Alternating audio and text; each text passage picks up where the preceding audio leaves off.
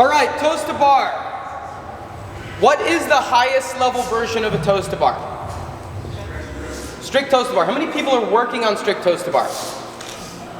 Okay, again, a spattering of hands going up. We need to be thinking about strict toes to bar being a part of everyone's training. All right, and not only because I think it's a really good core exercise, good for compression purposes, but I do think that strict toes to bar are going to be coming up in a workout sooner than you think. All right, sooner than you think. Again, not because I have any inside information, but because it's a clear progression for where people are going, athletes. And also, have you ever seen stall bars in the gymnastics world? Anyone know what those are?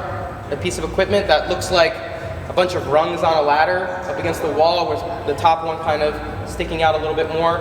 That's a huge piece of gymnastics apparatus that we work on not only for mobility work, but also for strict work. And Rogue makes those, and it attaches to their rigs. And it is not without question to think that they're going to be adding it to their Zeus rig at the games at some point, forcing the athletes to see whether or not they actually have a good strict toes to bar. It's going to happen. Right? It's inevitable. It's one of those things that we're going to see at some point. A good strict toes to bar is about a good compression. And a compression has to do with two factors. Each of these two factors has two different components. Do I have the strength and do I have the mobility? And compression meaning, can I bring my legs into the bar and compress my legs into my chest? All right, so the two strength factors are my abdominals, specifically more upper abdominals, and hip flexors. And the mobility components are lower back and hamstring. So if you're weak in two of those areas or four of those areas, your compression is going to suffer.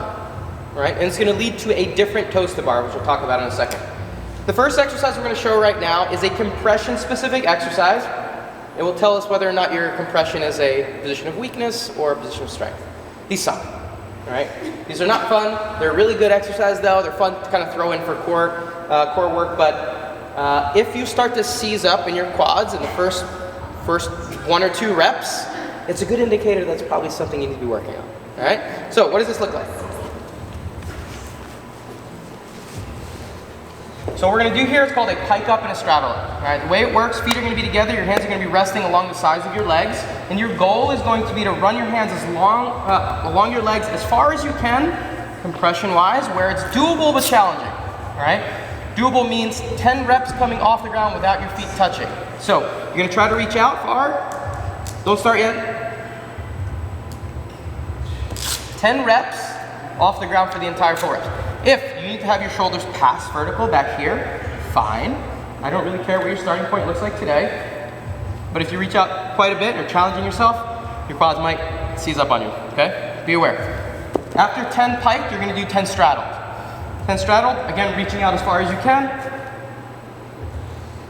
Trying to do 10 reps here. If you need to have your hands back behind your hips and lifting from here, also fine. Let's figure out where you are today on your compression, 10 pike and 10 straddled. As soon as you're done with 10 and 10, turn over into a seal position and open up those abs and hip flexors. Challenging but doable. Challenging but doable. Find that sweet spot.